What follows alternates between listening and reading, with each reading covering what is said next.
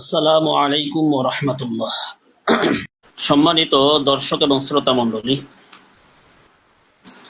আজ আমার যে ধারাবাহিক লাইভ করি কিছুদিন পর পর, যে জানা বললে নয় শিরোনামে, তার ৪৯তম পর্ব।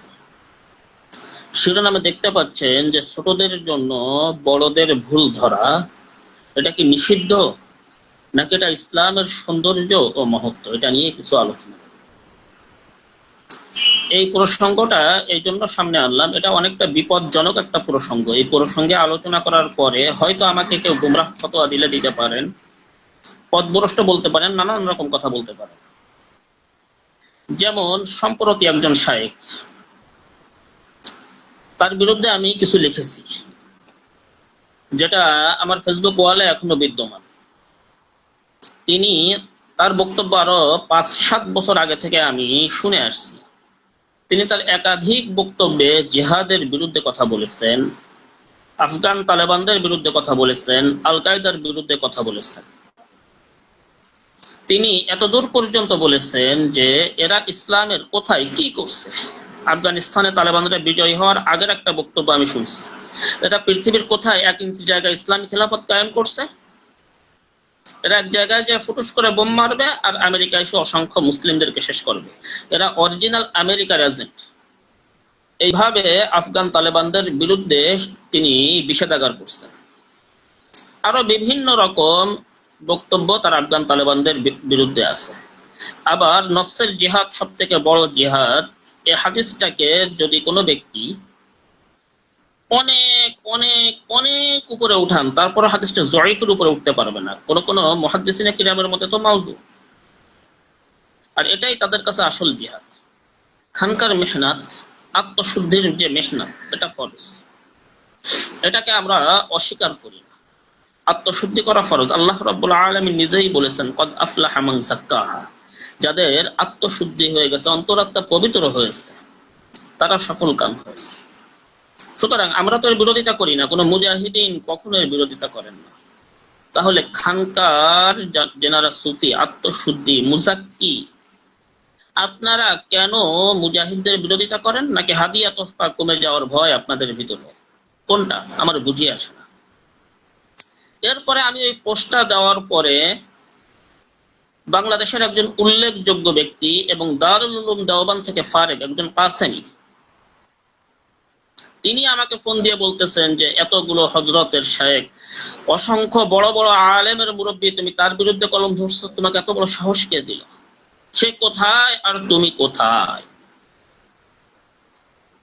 এই জন্যই আজকে আমার এই লাইভ। তিনি যেখানেই হন, ইসলামের ফরজ বিধান জিহাদের মোকাবেলায় আমার ঈমানের সামনে, আমার ঈমানি জজবার সামনে তিনি একটা রাস্তার পাগলা কুকুরের পায়ের ধুলার সমতুল্য নন। ঠিক এই শব্দটাই ব্যবহার করলাম। ইসলামের ফরজ বিধানের সামনে, ইসলামের বিধানকে নিয়ে আপনি কটূক্তি করবেন, আপনি যত বড় ব্যক্তিত্বই হন, আমার কাছে আপনার কোনো মূল্যই নাই। আমি আপনাকে মানুষের কাতারেই রাখি না। এটাই আমার সুস্পষ্ট অবস্থান। আমাকে গতকালকে ফোন দিয়ে ওই কাসেমি সাহেব বলছেন যে তোমার কথাবার্তা মনে হচ্ছে যে তুমি একজন গুপ্ত জামাত বা গুপ্ত শিবির। আমি বললাম, আমার আল্লাহ এটা ভালো জানেন যে এই আসমানের নিচে জমিনের উপরে জামাতে মওদুদি, বিশেষ করে ফিতনায়ে মওদুদিয়াতের বিরুদ্ধে আমার থেকে বেশি এর বিরোধিতাকারী আর কেউ আছে বলে আমার জানা নাই। থাকতে পারে, কিন্তু আমার জানা নাই।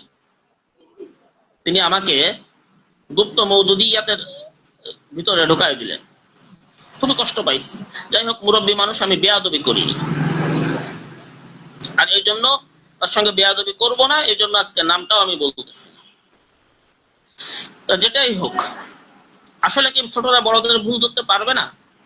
অবশ্যই পারবে, আদবের সঙ্গে। আদব কতক্ষণ?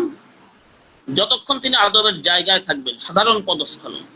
কিন্তু ইসলামকে বিকৃত করবেন, তখন তো আপনি আদবের জায়গায় না।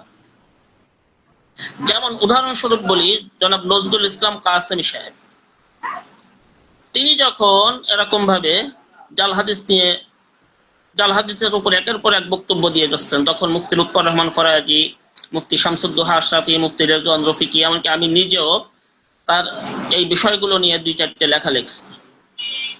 তিনি নিজেকে শুধরে না নিয়ে আর অহংকার করে লুৎফর রহমান ফরাজি সাহেবকে টার্গেট করে বলছে, খালি ফেসবুক আর ইউটিউব নিয়ে পড়ে থাকবা, মোবাইল নিয়ে পড়ে থাকবা, মুতালা করবা না, তা হবে কি করে?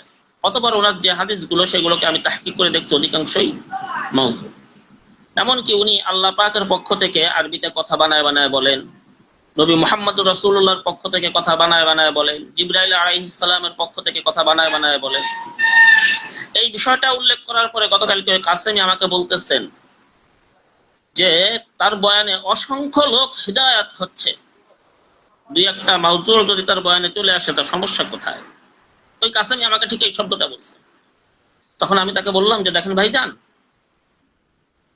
আপনার কাছে 2-1টা মাউযু রিওয়ায়াত, কিন্তু আমার কাছে এটা মাউযু রিওয়ায়াত না।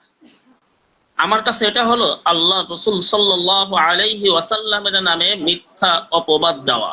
সুতরাং এটাকে আমি সহ্য করতে পারি না। যেমন আমার বাবার নামে কেউ আমার সামনে মিথ্যা অপবাদ দিলে, আমার মায়ের নামে মিথ্যা অপবাদ দিলে আমি সহ্য করতে পারি না। আর আমার বাবা মা তো তুচ্ছ আমার নবীর সামনে, আমার নবীর প্রতি ভালোবাসার সামনে তাদের তো কোনো অস্তিত্বই নাই। সেই নবীর নামে মিথ্যা অপবাদ দিচ্ছে, এটা আপনার কাছে সাধারণ জাল হাদিস বর্ণনা হতে পারে, আমার কাছে এটা মিথ্যা অপবাদ আমার নবীর নামে। এর জন্য আমি তার বিরোধিতা করবই। এবং যেদিন ওই ব্যক্তিকে জাল হাদিসটা, মাউযু হাদিসটাকে ধরায় দেওয়ার পরও তিনি ফিরে আসবেন না, সেদিন থেকে তিনি সম্মানের জায়গাটা হারিয়েছেন। প্রথমে সম্মানের সঙ্গে, কারণ মানুষ বলতে ভুল করতেই পারে, সম্মানের সঙ্গে ধরিয়ে দেওয়ার পরে না ফিরে আসলে এরপরে তিনি সম্মানের জায়গা হারাবেন। তখন তার প্রতি আর কোনো আদব দেখানোর কোনো সুযোগ নাই। বলবেন যে যত যাই হোক বয়সে বড়, আদব দেখাইতে হবে, না হলে বেয়াদবি হয়ে যাবে। যুদ্ধের ময়দানে সাহাবায়ে কেরাম বয়সে যারা ছোট তারা কি বিপক্ষের কাফের, ইসলামের দুশমন যারা বয়সে বড় তাদের উপরে আঘাত করে নাই? ওটা বেয়াদবি হয়ে গেছে। তাহলে যত সমস্ত উল্টো পাল্টা যুক্তি। আসলে বিষয়টা এমনটা কেন আমাদের সমাজে, এটা একটু পরে বলি। ইসলামের স্বর্ণ যুগের কয়েকটা উদাহরণ দিই যে সেই যুগে কিভাবে ছোটরা বড়দের ভুল ধরতেন। যেমন উদাহরণস্বরূপ একটা বিবাহের মজলিসে মোহর নিয়ে আলোচনার একটা পর্যায়ে হযরত ওমর ইবনুল খাত্তাব রাদিয়াল্লাহু তাআলা আনহু তিনি বলে উঠলেন যে মোহরটাকে কম করো। সেখানে একজন মহিলা তিনি বলে উঠলেন যে وَإِنْ أَرَدْتُمُ اسْتِبْدَالَ زَوْجٍ مَكَانَ زَوْجٍ وَآتَيْتُمْ إِحْدَاهُنَّ قِنطَارًا فَلَا تَأْخُذُوا مِنْهُ شَيْئًا। সূরাতুন নিসার 20 নম্বর আয়াত তিনি তেলাওয়াত করলেন যে وَآتَيْتُمْ إِحْدَاهُنَّ قِنطَارًا فَلَا تَأْخُذُوا مِنْهُ شَيْئًا, যে তোমাদের ভিতরে যদি কেউ তাদের স্ত্রীদের কোনো একজনকে অঢেল সম্পদ দেয়, তোমরা সেখান থেকে কিছুই গ্রহণ করো না। সূরা নিসার 20 নম্বর আয়াত। এই আয়াতের তাফসীরে তাফসীর ইবনে কাসীর সহ অনেক তাফসীরের কিতাবে আসছে হযরত ওমর ইবনুল খাত্তাব রাদিয়াল্লাহু তাআলা আনহু এই আয়াত শোনার সঙ্গে সঙ্গে বলে উঠলেন আসাবাতি মারাআতু ওয়া আখতা উমর, যে এই মহিলা সে সত্য বলছে, সে সঠিক কথাই বলছে এবং আমি ওমর ভুল করছি।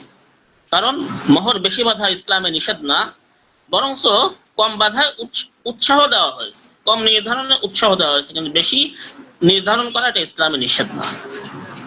আরেকটা বিষয় আমরা জানি, হযরত আব্দুল্লাহ ইবনে আব্বাস রাদিয়াল্লাহু তাআলা আনহুমা তিনি বয়সে অনেক ছোট ছিলেন, কিন্তু বড় বড় সাহাবীদের সঙ্গে বৈঠকে হযরত ওমর ইবনুল খাত্তাব রাদিয়াল্লাহু তাআলা আনহু তাকে এরকম ভাবে সাথে রাখতেন।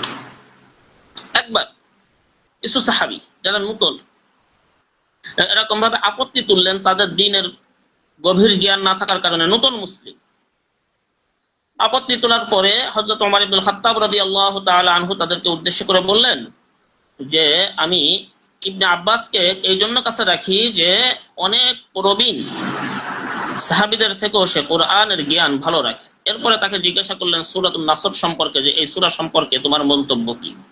তো হযরত আব্দুল্লাহ ইবনে আব্বাস রাদিয়াল্লাহু তাআলা আনহু বললেন হুয়া আজালু রাসূলিল্লাহি সাল্লাল্লাহু আলাইহি ওয়াসাল্লাম আ'লামুহুল্লাহু লাহু, এটা আল্লাহ রাসূল সাল্লাল্লাহু আলাইহি ওয়াসাল্লামের মৃত্যুর একটা ঘোষণা ছিল, যেটা আল্লাহ রাব্বুল আলামিন তার রাসূলকে জানিয়েছিলেন।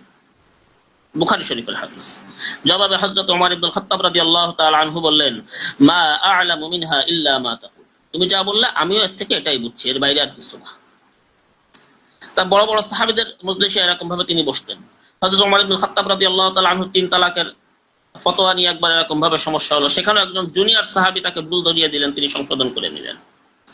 আমরা এটাও জানি যে বনি সালমা গোত্রের কিছু লোকজন এরকম ভাবে নামাজ পড়তেছিল, এদিক দিয়ে কিবলা পরিবর্তনের হাদিস আয়াত অবতীর্ণ হয়েছে, ক্বাদ নারা তাকাল্লুবা ওয়াজহিকা ফিস সামাই ফালানুওয়াল্লিয়ান্নাকা কিবলাতান তারদাহা। পরবর্তীতে একজন সাহাবী এরকম ভাবে বনি সালমা গোত্রের পাশ দিয়ে যাচ্ছিলেন, তিনি তাদেরকে উদ্দেশ্য করে বললেন, আলা ইন্নাল কিবলাতা ক্বাদ হুযিলাত ইলাল কাবা।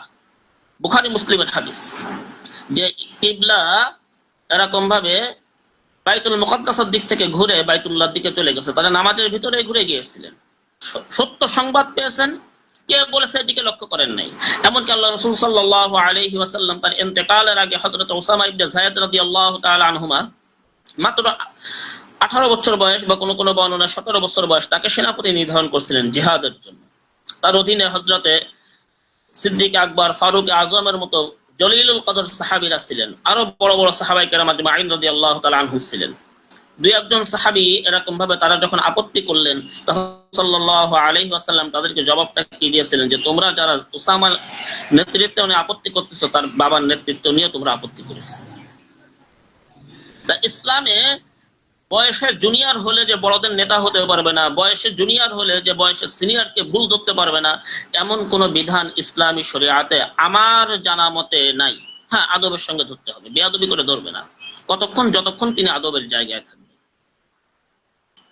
এরপরে কথা হলো, তাহলে আমাদের সমাজে প্রচলনটা হলো কি করে, যে ছোটরা বড়দের ভুল ধরবে না, ধরলেই বেয়াদবি, ধরলেই গোমরা, ধরলেই মওদুদি, ধরলেই পথভ্রষ্ট, ধরলেই গোমরা। এটা আমাদের সমাজে প্রচলনটা হলো কিভাবে? এর মেন কারণ হিসেবে আমার উপলব্ধিটা বলতেছি, বাকি আল্লাহ রাব্বুল আলামিন ভালো জানেন। আমার উপলব্ধি হলো এটা এইভাবে হয়েছে যে আমাদের পূর্বপুরুষ ঘাটলে 2, 4, 5 বা 10 বা 15 বা 20 হোক, একটা পর্যায়ে যায় হিন্দু ধর্মের লোক পাওয়া যাবে, কারণ আমাদের এই অঞ্চলটা হিন্দু অধ্যুষিত। হিন্দু ধর্মে গুরুরা যা বলবে ওটাই, নিচেদের তো কিছু বলারই নাই। তো সে রক্তের একটা ধারাবাহিকতা হয়তো বা রয়ে গেছে, এই জন্য এরকমটা বলা হয়। আমি বলবো, যারা বলে ছোট হয়ে বড়দের ভুল ধরা যাবে না, তারা ইসলামের সৌন্দর্য, ইসলামের মহত্ব সম্পর্কে তাদের জ্ঞানই নেই। আর যদি বলে জ্ঞান আছে, এরপরও বলতেছে যে ছোট হয়ে বড়দের ভুল ধরতে পারবে না, এর অর্থ হইল ওই ব্যক্তি বাপদাদার ধর্মের অনুসারী, ইসলামের অনুসারী না। কারণ ইসলাম অপেক্ষা তার কাছে তার বাপদাদার মর্যাদা বড় হয়ে গেছে, সুতরাং ওই ব্যক্তিকে আমি ইসলাম ও মুসলমানের বন্ধু মনে করতে রাজি না। এটাই আমার ক্লিয়ার কথা। ওয়ামা আলাইনা ইল্লাল বালাগ। সুবহানাল্লাহি ওয়া বিহামদিহি, সুবহানাকাল্লাহুম্মা ওয়া বিহামদিকা, আশহাদু আল্লা ইলাহা ইল্লা আনতা, আস্তাগফিরুকা ওয়া আতুবু ইলাইক। আসসালামু আলাইকুম ওয়া রাহমাতুল্লাহ।